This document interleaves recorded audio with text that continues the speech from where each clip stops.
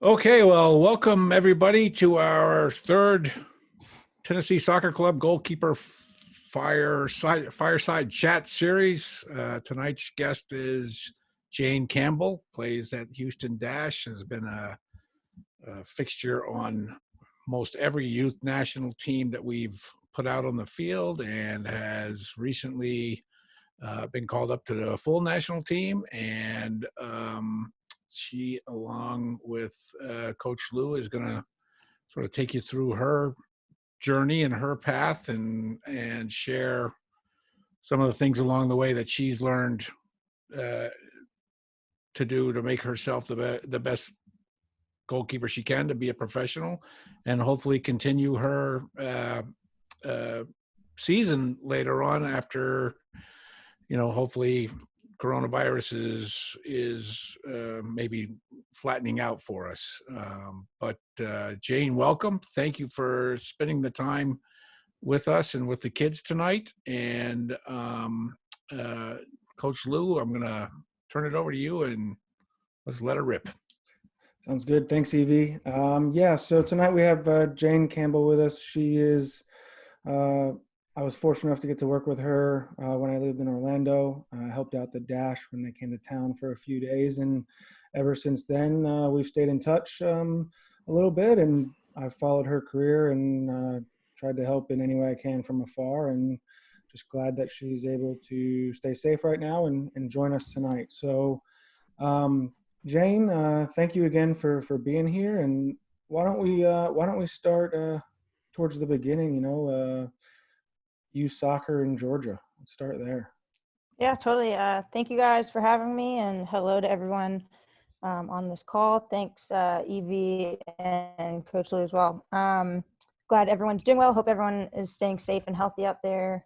Like Evie and Coach Lou said, my name is Jane Campbell, and currently I play for the Houston Dash. I've been in the NWSL for 4 years.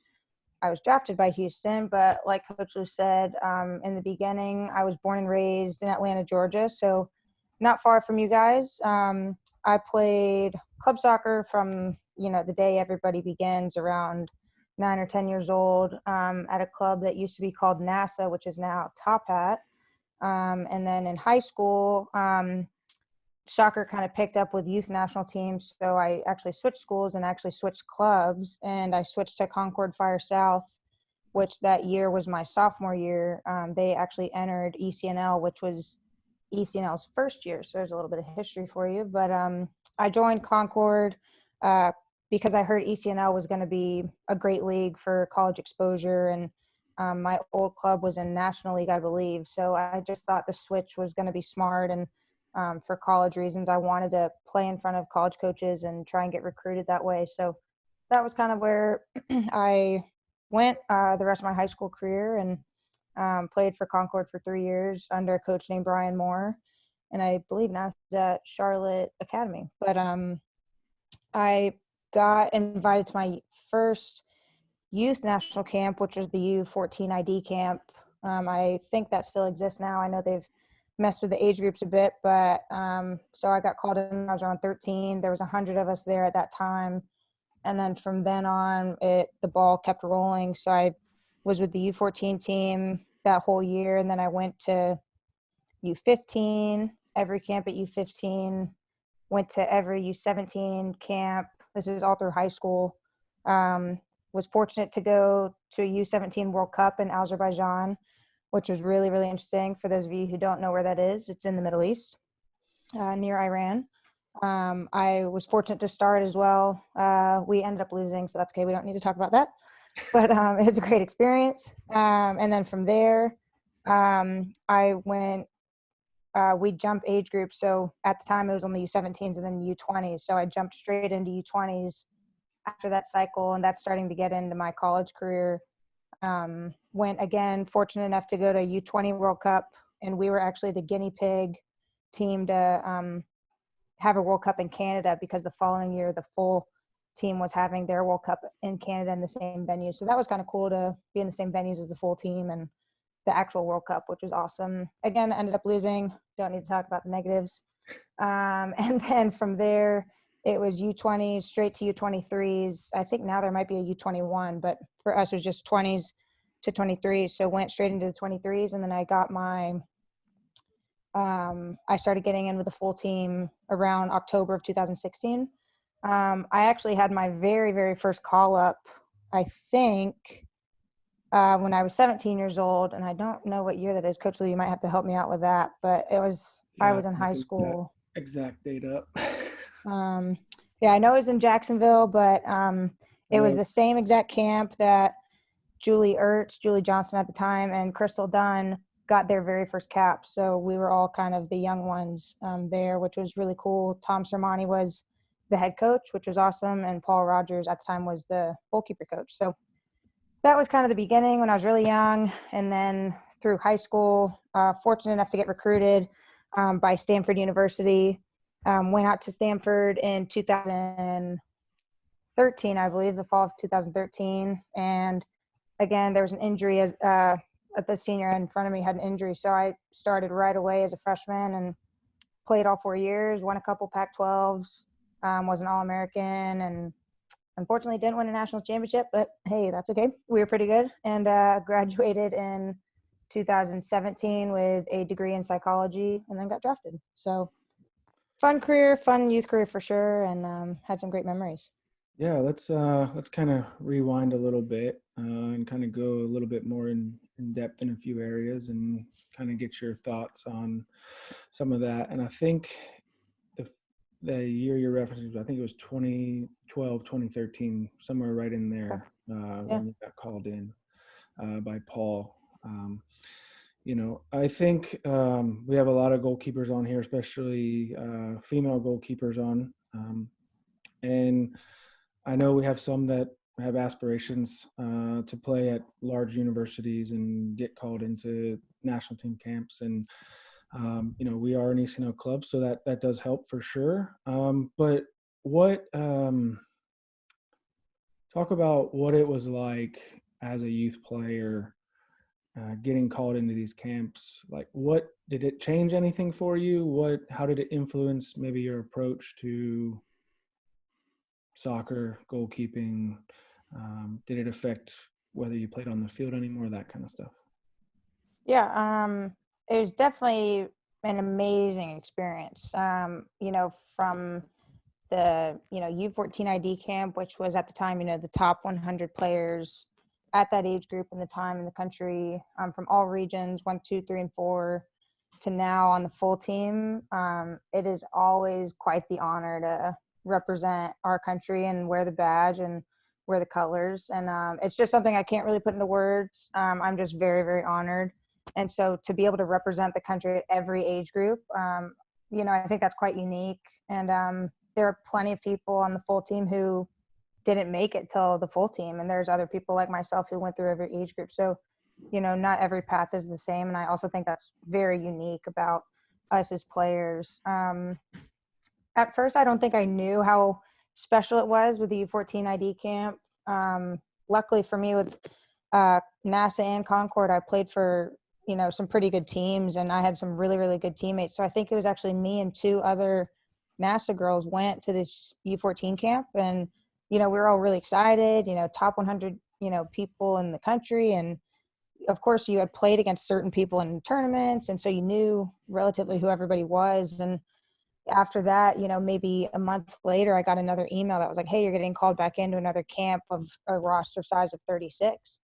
And I called my coach at the time, my private coach. She's actually now like a big sister of mine, but I called her at the time and I was like, hey, should I go to this? And she was like, when have you ever been the top 36 in anything in the world, or the country for that matter? And I was like, oh, that's like a really good way to put it. I didn't realize how big it was at the time. And granted, yeah, it's, everyone could say it was your U14 year and not everyone makes it, and for sure. But at the time, I just thought that was so incredible. I was like, oh my gosh, who knew I was good enough? And so, looking back, going to every camp, I thought it was really, really cool. And I'm very, very fortunate to have gone to every camp. And I think after the U15 age group, I started to realize kind of how important the game was to me.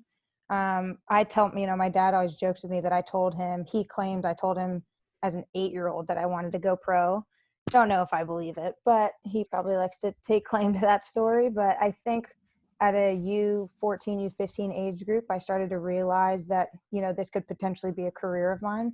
And of course, at the time, to be honest, I had no clue if there was even a pro league. I had no clue of anything. I just knew I wanted to do it for a living, whatever that meant. And so I think getting called into those camps, for me, that was my own personal benchmark. And if I didn't get called into a camp, that would have been the biggest disappointment. So I knew at that point, every game, someone was watching.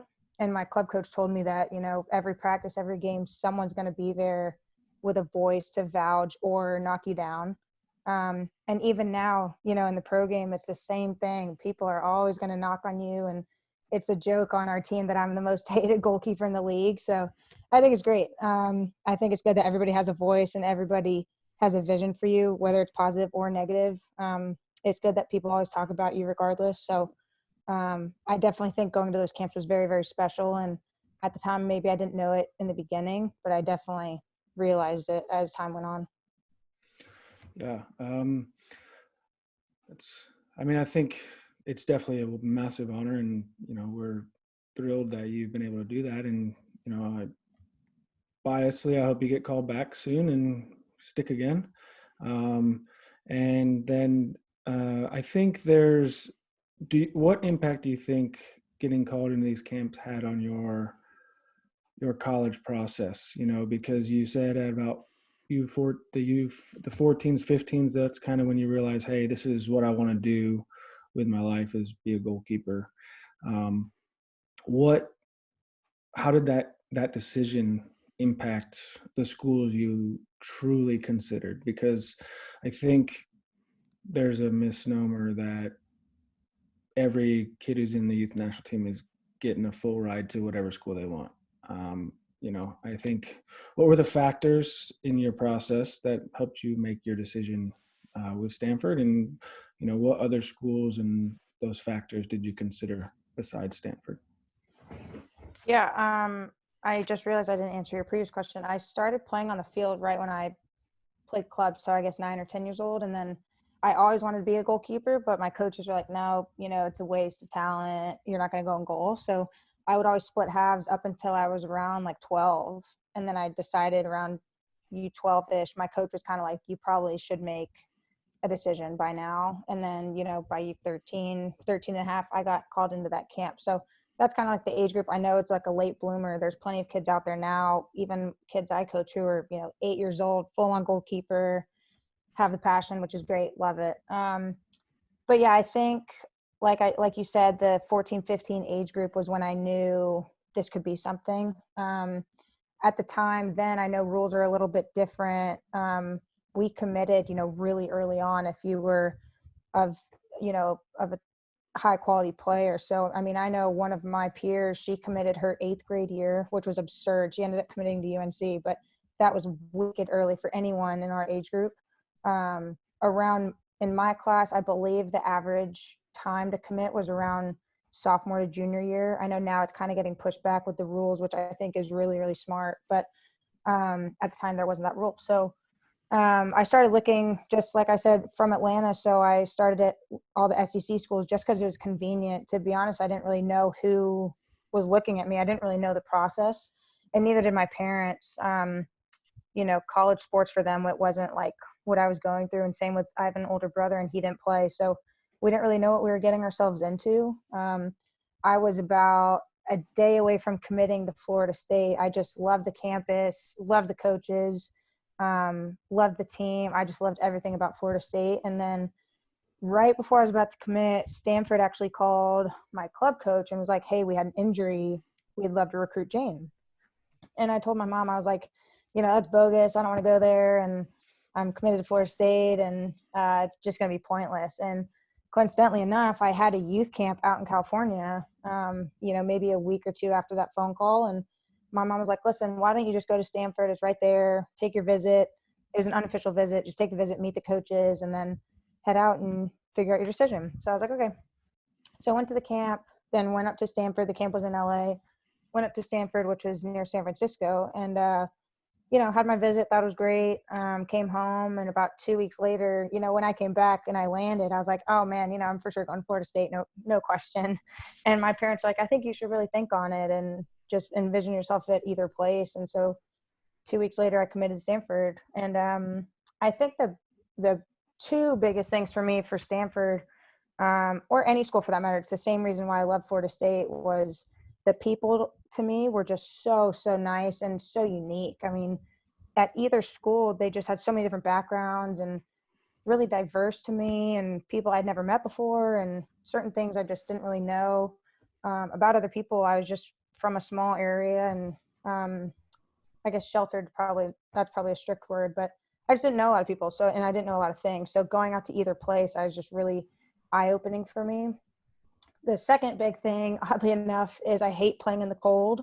So both places had spot on perfect weather for me. And the campuses were just beautiful. But I think at Stanford, the thing that really tipped me over the edge, obviously it's a very, very, very good academic school. Again, I'm not really sure how I graduated or even got in for that matter.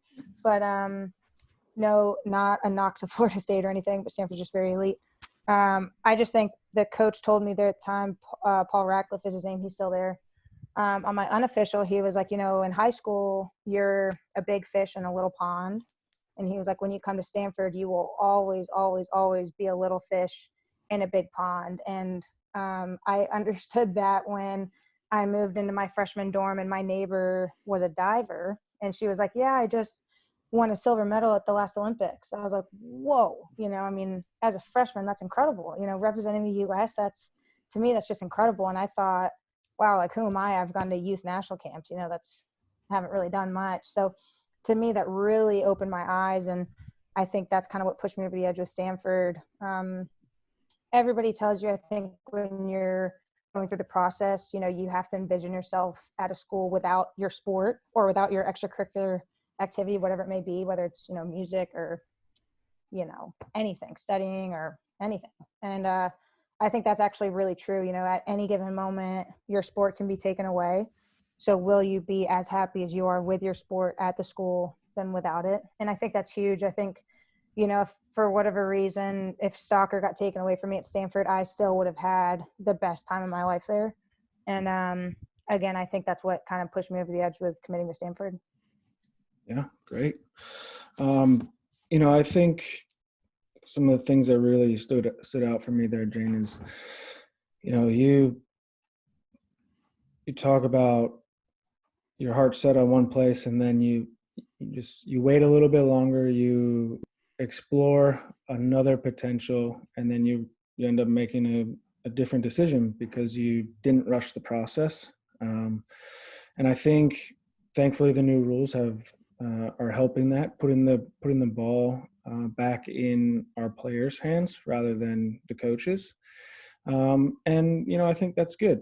And it allows kids to be kids and focus on, playing and getting better and enjoying that piece. So I think the question I guess I would have is when, you're at Stanford, you're playing well, what was it like juggling getting called in and out of camps while you're in school? And I know sometimes the camps are during the season. What was that like for you? And then how did your teammates and coaches, how did they manage that and, deal with that type of, if you're a starting goalkeeper and now you're pulled out right before playoffs and then you come back. So kind of go through that a little bit. Yeah, definitely. In high school, I think I missed on average like 60 days a year in high school. So freshman, sophomore, junior, senior, ton of days, all for soccer, all for youth camps. In college, the U20 cycle was during the end of my freshman fall / beginning of freshman winter and spring. Stanford's on quarter systems. And then it ran into my sophomore preseason. And that was quite, difficult as an underclassman. I was really nervous about it, to be honest. I didn't know how the team would react. Paul thankfully for him, he's a great guy, great coach. I think he really understood that my dream was to be with the full team, and this was just a stepping stone for me. So thankfully I had a coach that really supported me. And I think if anyone ever faces that challenge of a coach, a teacher, a professor, anyone that they say you can't go, I think it's just a matter of communicating how important it is to you. And I think, 99% of the time, most coaches, most teachers will get on board with you. So the team wasn't as supportive at first. I think they're a bit like bitter, and I think there was a bit of, I don't know about jealousy, but it was kind of just like you're an underclassman and us upperclassmen are still prepping together, which I do understand. But thankfully I came back from the tournament, had a really, really good year at Stanford my sophomore year. So I kind of, fortunately I backed up what I was saying, and, I was still committed to Stanford, and just because I'm missing preseason doesn't mean I'm not doing fitness with you guys and that sort of thing. And then it was really hard junior and senior year when I started getting called up to the full team. Because with the full team, they don't care about your college season. It's all about, it's us. We're prepping for games. We're prepping for friendlies. We have to get together, no exceptions. And, there's always this hidden rule. If you ever decline a full team camp, it's probably not the best look. So thankfully, a very good friend of mine and a teammate of mine, Andy Sullivan, she plays with the Washington Spirit. We were at Stanford together, and she would also get called in. She'd get called in a lot more than I did, but we would always go to camps together. And it was also hard. We were two leaders on the team, two very respected players, two big parts of the team. And a lot of times it was a really, really hard conversation, we thought, for us. But our teammates, thankfully for them, we had such a good team and such a respectful team that they were just all on board with it. And they were so, so supportive. And I know deep down, Paul was probably pretty bitter that we had to leave. But I think at the end of the day, he wants us to achieve our dreams. And I think having his support was huge. And the whole staff, for that matter, at Stanford was super, super supportive. And I hope across the board, whatever level, I hope all staff are very supportive of their players going to camps, regardless if they have to miss a game or a showcase. Because, if someone's going to try and shoot for the stars, you may as well help them, so. That's great. I mean, I think, yeah, I do. I think sounds like it helped to have an ally there in Andy. I think it's always easier to have someone who you're good friends with, who's also kind of going through similar situations, because now you have someone who you can confide in, right? And, I think obviously she's not a goalkeeper, but at the same time, it's another player who's in the same similar boat, right? So I think we're going to jump now to kind of what it's like to be a pro, if you're okay with that, Jane. And I think a good thing to highlight that will come out is being a pro isn't easy, especially as a female player, and to be fair, even as a male player. But I think we need to highlight, what it's like playing in the NWSL, helping to grow this league. And, I think you've been fantastic at doing that, along with the rest of the players in the league. You guys have been great ambassadors for the game. So kind of go through the last 4 years, maybe touch on that first year. I know it was a first year and a half, maybe. I think those were kind of some interesting things that I don't think they're not in the public eye. So I'll let you kind of go down that road. Yeah. So like I said, I got drafted. I was actually drafted 15th overall. So pretty high, second round, to Houston. Coming out of Stanford, Stanford, all 4 years, we set records, and we had a very, very good team at Stanford. Going into the pro scene, I didn't really know what to expect. You hear all these things like, oh, it's a new level, it's a new jump. So I knew I was ready for that. I just didn't exactly know. I knew it was a business. I just didn't know anything more than that. It was very vague, which is to be understood.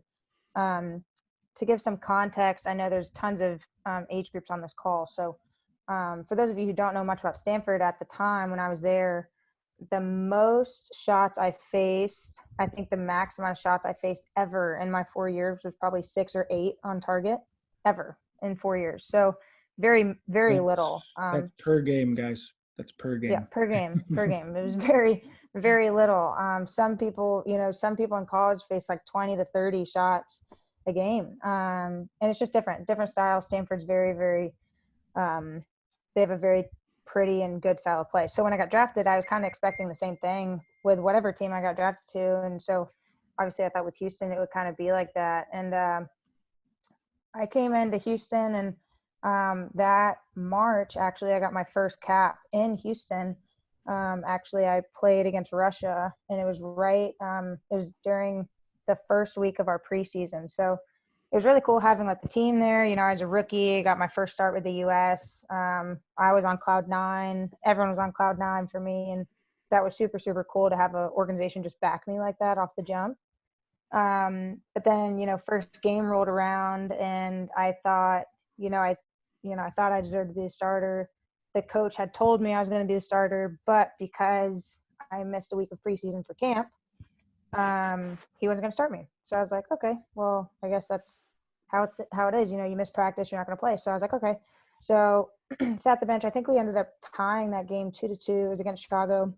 They're very hard to play. And then after that, we had a game away in DC. Thought I was going to start that just because, I'd sat my first game. So I thought I was going to start the second game. And the coach was like, no, I thought we had good rhythm the first game. We're going to sit you again. I was like, okay, that's kind of weird, but sure, I'll sit again. And I think we ended up losing like 2-0, 2-1 maybe against DC, at DC. Came back and I was like, okay, I think it's my time to play. I mean, you said I was the starter in preseason, so I didn't understand it. And so we were playing away at Seattle. Now I think, I don't even know their official name. It's like Rain something. They were bought by the French. So, but at the time it was Seattle Rain.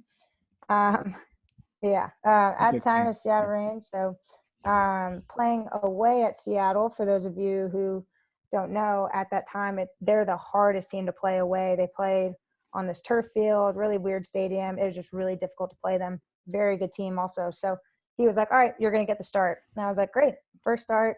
And mind you, again, at Stanford, had only faced 6 or 8 shots per game ever in my career. Go to Seattle. I think the total amount of shots we faced that game was like 35.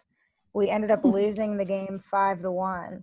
And immediately after, my coach said, you're benched. And I was like, wow. I mean, I literally and physically dropped the ball. And that was really hard for me. I mean, I had heard people on my own team telling other people I wasn't ready for the league. I shouldn't have been drafted here, all sorts of stuff. I mean, it was crazy. And then, of course, everybody in the media had all these high expectations for me. I had just gotten my first cap, come out of Stanford as a big time player, and then I literally just crapped the bed. And so, of course, everybody was just on me for this poor performance. And then sure enough, I was benched for about halfway through the year.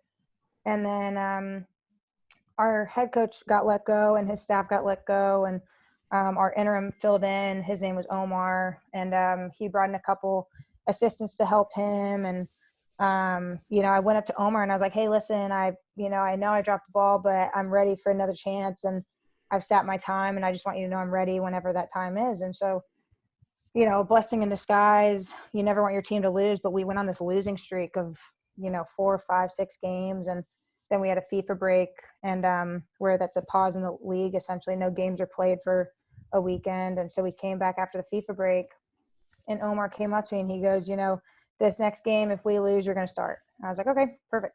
Sure enough, unfortunately, we did lose.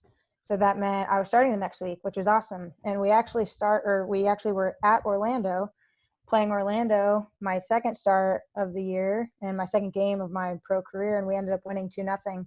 And I like to think I kept us in the game. I thought I had a really good game. And after that, so many teammates came up to me and they were like, you're our starter. We have your back. Like, you've proven yourself. And, after that, the rest is kind of history. I've started every game since.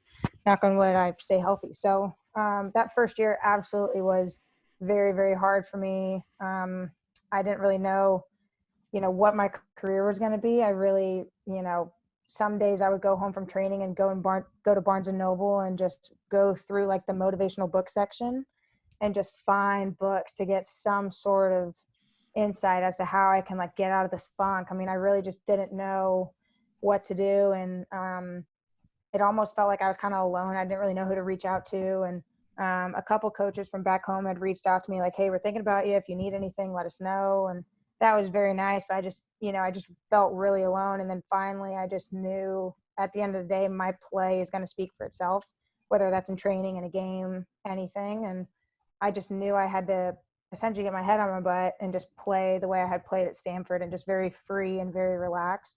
And I think that's kind of what led me to having that good performance in Orlando. And after that, unfortunately, our coaches all got let go again.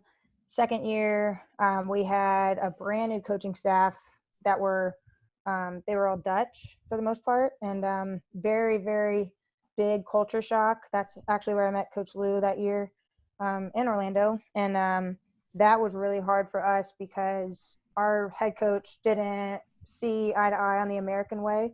And I know we had a few internationals that year, but the majority of us were Americans. So it was really hard for us to see eye to eye on almost anything on or off the field. So it was almost essentially like the players were against the staff, and you could tell in games there was just this essential like clash every minute of every game. We just weren't performing. Players weren't listening. Coaches were yelling back. Players were yelling back. It was really, really tough. And sure enough, we dropped the ball completely that year and had a really, really bad year. And even though standings wise and points wise, if you look back on the records, we're actually not far off from playoffs that year. Off the field, it was just not a good game, not a good family feel. And it was just definitely a learning experience culture wise, because we were able to kind of look at ourselves in the mirror and say, hey, as players, we really didn't do well. And that was on us. It had nothing to do with who our staff was. And so that was really eye-opening for us as players. And going forward now, we've had the same staff for the last 2 seasons.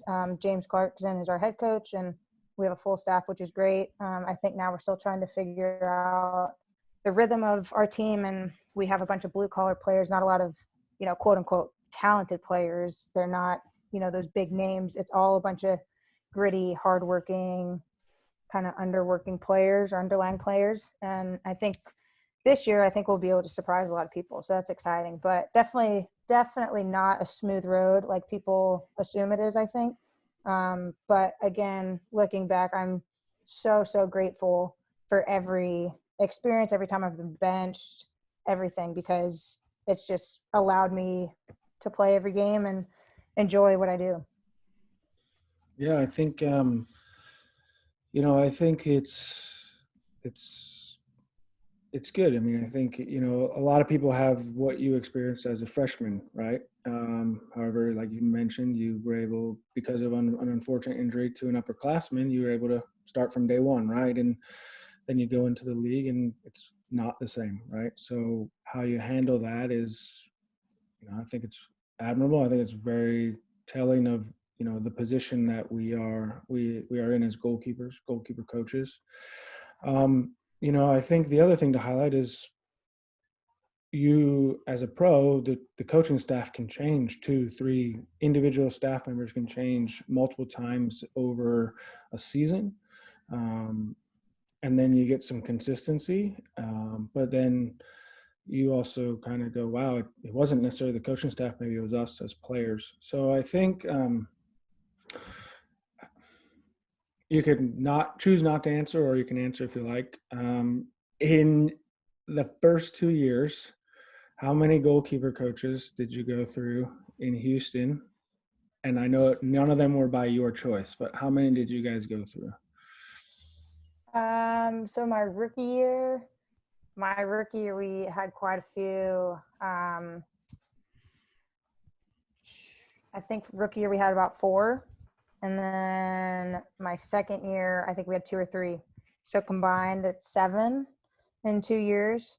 One may have been pushed over to my rookie year, so 5. But either way, I mean, 6 or 7 faces and names and voices in 2 years is something I would have never imagined in the pro game, especially in college. Maybe you have 1 turnover as a goalkeeper coach, which is what actually happened to me my freshman after year. The goalkeeper coach who recruited me ended up leaving for family reasons. So we had a new person come in, but he's now stayed. So it was just one turnover. But my gosh, to have 6 or 7 turnovers, obviously in such a short season. I mean, the season was only 6 or 7 months. So it was quite different and quite unique. And I know that's not normal. I hope that doesn't happen around the league, but it was definitely very, very interesting. Yeah, I think it's good to highlight that everyone, they always think, oh, wow, she's made all these camps. Everything's been perfect. There's been no hiccups, but there are hiccups. I'm sure there were hiccups as a youth player as well, but I think there are challenges, and sometimes they come at different parts of our career as players and even as, high level players. So I think I just wanted to highlight that because it's not a traditional challenge you think of. And I think that may have had something to do with it. Well, it's a testament to Jane that she got through all that, because in the pro game, when you lose a staff, you don't just lose a coach. You lose, if the head coach is gone, the staff's gone. So any philosophies or anything that you've developed as a goalkeeper with the goalkeeper coach, all of a sudden you may have a new philosophy you got to deal with. And to go through 7 goalkeeper coaches in 2 years, that's got to be some kind of record. Yeah. I know. I feel like I should write a book about it. Yeah. So it's admirable on your part that you not only survived but excelled even during those turbulent times, which is kind of the real mark of a real pro. Oh, yeah. Thank 100%. you. 100%. Jane, I'm gonna kind of go ahead and open it up to questions since we've been going for about 40 minutes here. So, and then if I'll kind of tailor them and get them. So if we get because we'll get some very similar ones. So if you're on the call, guys, let's go ahead and use the Q&A feature like we did earlier and we've done last week to go ahead and ask questions that you have for Jane about what we've talked about or life as a pro. We already had one question. Bethany asked if you had any brothers or sisters, and I told her that you had a brother. And that is just the brother. So, yep.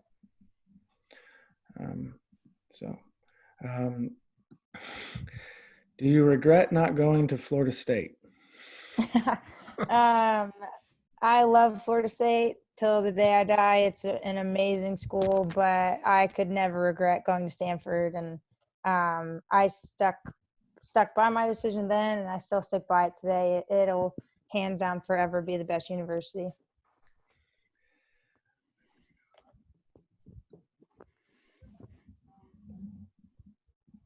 All right. Don't be shy, guys.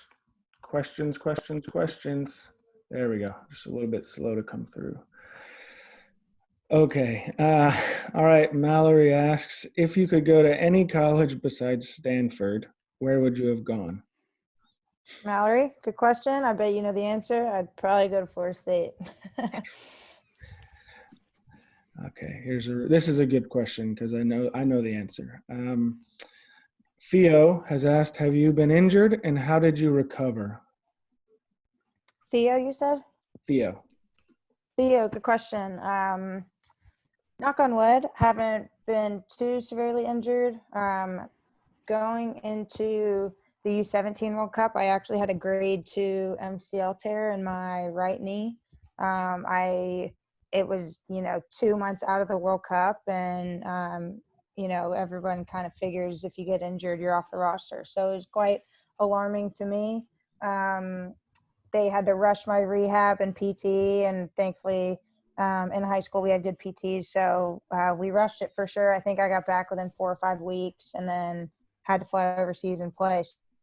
That was probably the most severe injury I've had. I ruptured my quad in 8th grade. So now still to this day, I have a dent in my right leg, but knock on wood, it doesn't hurt. So I'll just keep it as a nice little scar. And then my rookie year, it might have been my rookie year. Megan Rapinoe, actually, we were on a breakaway together when I played Seattle, and she kicked my dang hand and broke my knuckle. So played on a broken hand for a year and a half. After that year, they said it would eventually heal if I rested, but can't really rest in season. So played on that. And then other than that, just a couple jammed fingers here and there. But thankfully, knock on wood, nothing crazy serious. I've been very, very fortunate with genes of good health. Well, we'll knock on wood for you as well. So CC asks a really good question. What is the biggest difference between college training and national team training? That's a very good question, CC.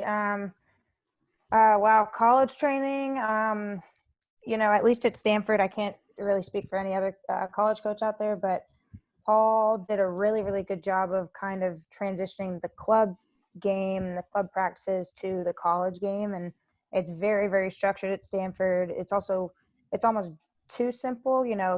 He's very black and white with his words. If, person A pressures person B, then the ball needs to go back to where the pressure came from, is essentially his philosophy all over the field and all realms of the game. National team training, it's understood that everybody has the brains of the game and the IQ of the game. So there's no need to establish kind of like where the ball goes and not style of play. Every team needs a style of play and kind of a rhythm and a blueprint of how they want to play. So that occurs everywhere. Even with the US, we still do blueprints. We still go over film of formations and everything. So that will probably always carry through the game. But I would say at the full team camp, the biggest difference is people's IQ. Everything is almost understood already. So it's almost just like a sped up lecture, for that matter, like you would be in a classroom.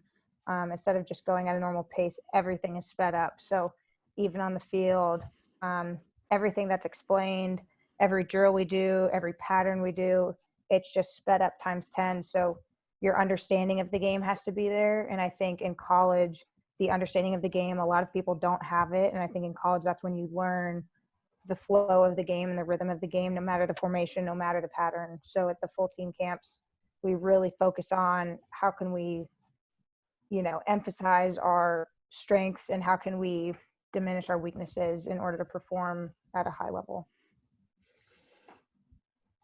Good answer. All right, I'm going to give you two really quick answers. What kind of gloves do you use, and what is your favorite foot skill?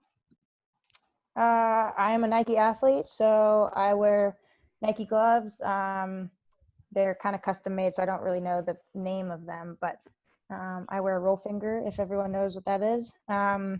Favorite foot skill? Oh gosh, I'll have to say and admit that I didn't learn how to juggle till I was in college. So I can juggle to like 13. That's probably about my favorite foot skill.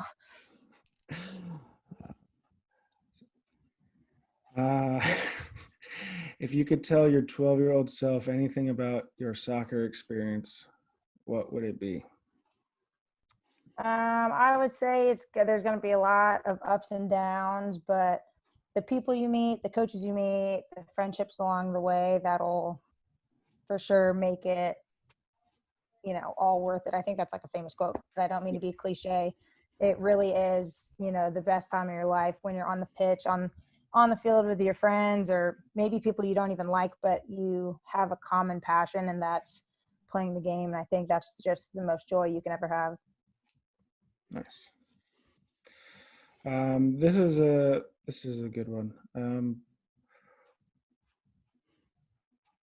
What is your match day prep? What do you do on a match day? Do you have any superstitions that that you need to do? Match day for us, usually games are played in the evening, late afternoon, unless there's a weird day. But if it's an evening or afternoon or late afternoon game, I'll usually wake up.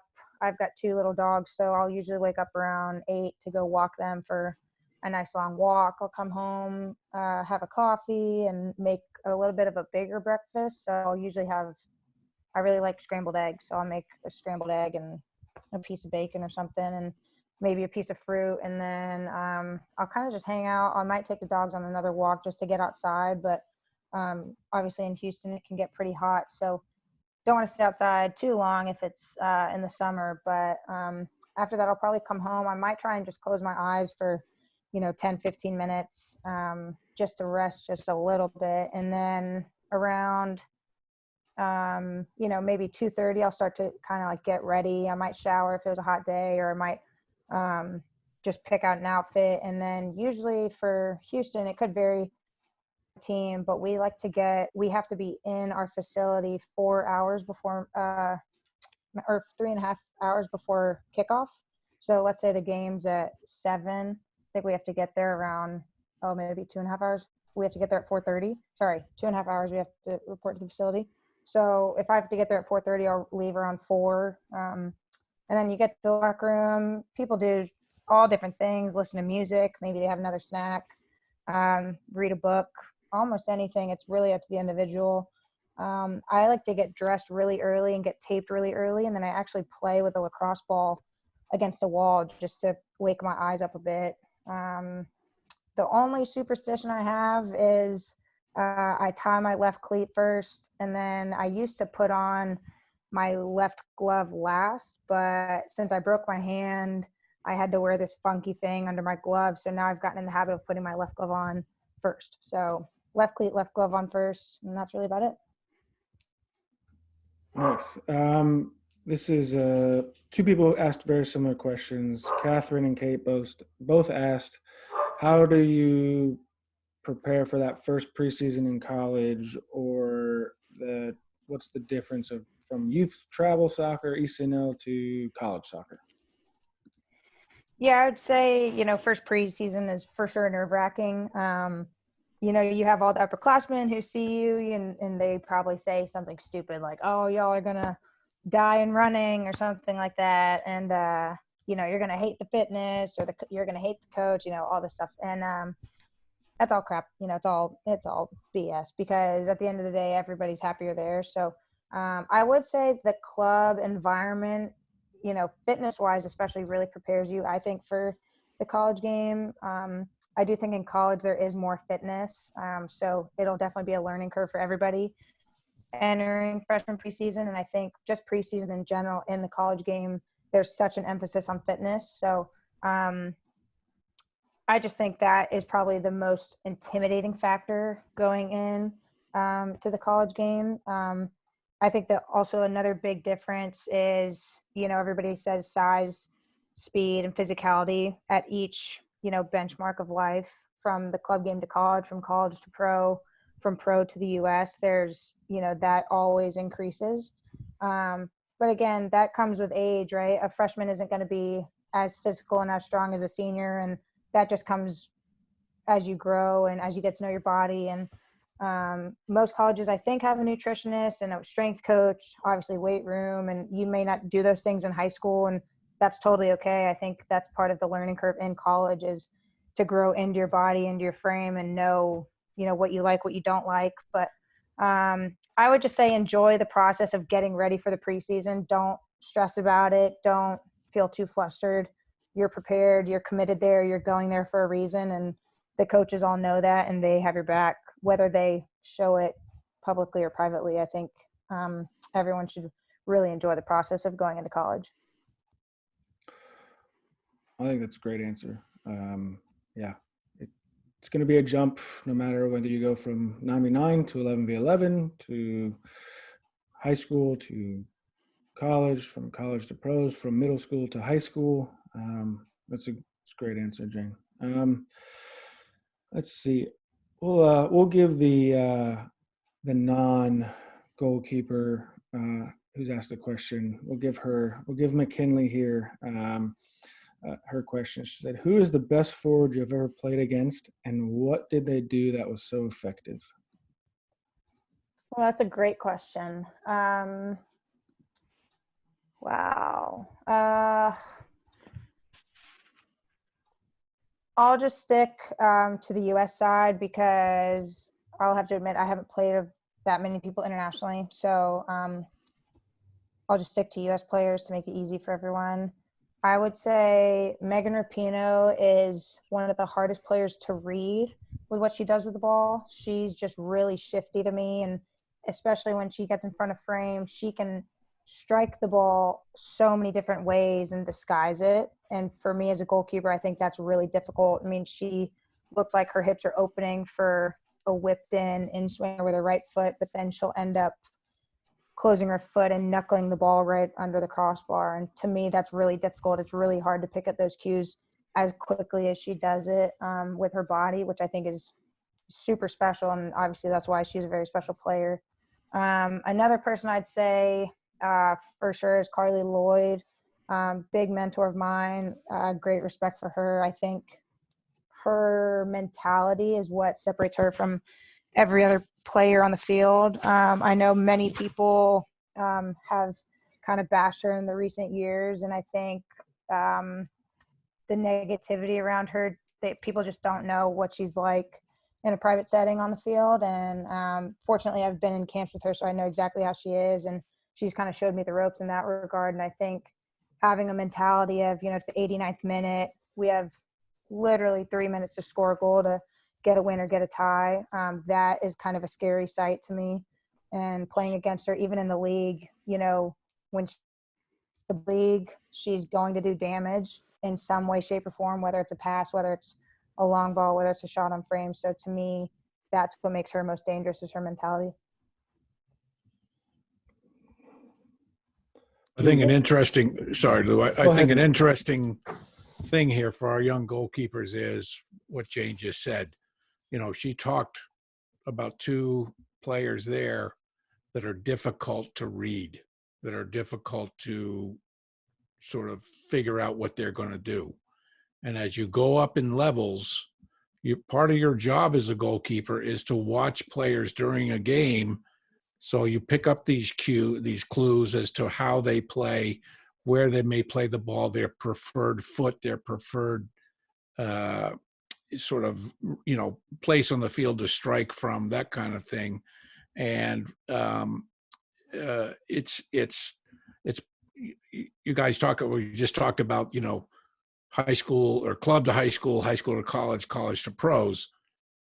Every bit of that is Jane just touched on with reading players and reading the game. But reading the game comes from the little individual clues that each player that you're playing against gives you. Part of being a good pro, part of being a good college goalkeeper is remembering those in college year to year, in pros game to game, because you're going to play those, in pros you play, I don't know, what do you guys play each other 4 times or something, Jane? Just about, 3 times. Yeah. So you remember game to game, number 12, she's left-footed. She likes to bring the ball, chop it and then go to goal. You need to remember that kind of stuff as a goalkeeper. We're starting to see some themes here across our webinars and our interviews here, goalkeepers and coaches and parents that have been on. Visual cues, communication, these are things that aren't just coming out of Coach Evie and my mouth just for fun. They're real. Jane, I think I'm going to pick 2 or 3 more questions and then we're going to wrap it up. I think a good question that has come is from Campbell. He says, how did you keep your grades up while missing school and traveling to camps? Of 180 days a year when you're supposed to be in class, you're gone 60 of them on average. So that means some of those years we're talking probably close to 100. If we're talking college World Cup cycle year, under 17 World Cup cycle year, what did you do, and what was that struggle like? Great question. I actually transferred high schools freshman and sophomore year, and the reason why I transferred was because freshman year in high school, my school just didn't support me leaving. It was a pretty academic school, and I will fully admit, going to Stanford, I think people assume everybody's genius who goes there and gets admitted. My GPA graduating in high school is a 3.6 weighted, so it wasn't anything spectacular. I wasn't the brightest bulb in the tanning bed by any means. I took 4 AP classes my whole high school year. So it's not like I took a ton of hard classes. So my freshman year, I actually had to transfer because the school just didn't support it. They were like, you either stay in school and you don't do soccer, or you're going to get kicked out of the school. So I was like, all right, I will leave and transfer. So I transferred to a different school. And thankfully the headmaster at the time, he ended up leaving, but at the time he used to be a professional snowboarder. Oddly, that's so unique. But he and my parents and I sat down as I got admitted to the school, and he was like, listen, I kind of know what you're going through. I'll support you as best I can, and your teachers will support you best we can. So that was really, really nice and just welcoming, and, you know, so genuine of all the teachers to support me on this path. It definitely was not easy. I mean, some teachers were like, you literally left 3 weeks ago and you're leaving again for another week. And I'm like, yeah, you know, is there anything I can do? And I think the best advice, you know, whether you're in grade school missing a Friday for a tournament, or you're in high school missing a week, or maybe 4 days for a showcase, or in college, you've got to go talk to your professor. The least you could do is ask to do extra work. Most of the time the teachers say no anyways, and they just don't need you to do extra work, but at least you offering lets them know you're willing to do the extra work because you missed class. And if anything, the teacher will say, hey, write me a 500-word essay of this reading that's part of lecture that you're going to miss. And to me, that was so nice because I knew that they trusted me to do the work, and then I was able to go perform and not worry so much about school. In my high school, my junior and senior year, my English teacher actually recorded our lectures and emailed them to me, which was super nice of her. I know that was really not her favorite thing to do by any means, and she was really hard on me in class, but it was so nice of her because that way it was almost like college. I was at camp, I would go to training in the morning, and then that afternoon I'd watch the lecture back and be on the same page. So when I got back from camp, I would be on the same page as everybody for the most part. So I would definitely say ask for if you could do extra work, if there's anything you can do outside of the lecture to try and keep up or just get extra points anywhere, because you'll probably lose a couple points here and there, which is fine. At the end of the class, you'll usually make them up. So make sure the teachers know, professors know you're willing to work, because I think if they know that, they'll do whatever it takes to support you throughout whatever career you want to choose. I think that's great for our players to hear, just because, you know, they do miss, regardless of whether they're ECNL or National League kids or regional league kids, or even our academy kids that get to go to some of these tournaments. It's important to keep up with your work, and communication isn't just on the field, it's off the field with teachers, and and doing it ahead of time is the biggest thing that I heard you say, is before you left, not when you got back. I always hesitate to ask this question, because sometimes it can be personal. So if you don't want to answer, that's fine. Piper would like to know, do you have any goals for the future? And if you just want to say yes, that's fine. Or if you want to go into them, that's also fine. We'll ask that question, then we'll finish on a different note. But so that's up to you, Jane. Okay. Goals for the future, for sure have some goals for the future. A couple individual ones, but I think, I would love to win the league at some point. I'd love to win an NWSL championship. I really hope it's with Houston. But we all know pro game's a business. So, if they trade me away, I get traded away. But I would love to win an NWSL championship at least once. I would love to go to an Olympics and represent my country. And I would also love to go to a World Cup and also represent my country. But I think like the biggest goal of all is if looking back when I'm retired and, have a family or whatever I do, I hope people can remember me for being a good teammate and a good person. And regardless if I achieve those goals or not, that's just really the most important thing to me. And I hope I can inspire people to come take my place and beat my Stanford records or beat my NWSL records. And, that would be really the biggest thing for me, is just to inspire the next generation. which leads right into our final question. Growing up, who did you look up to as a goalkeeper, as athletes, and kind of in that vein, did you play anything other than soccer growing up? Yeah, good question. I guess I'll admit this again on the call. I don't watch soccer.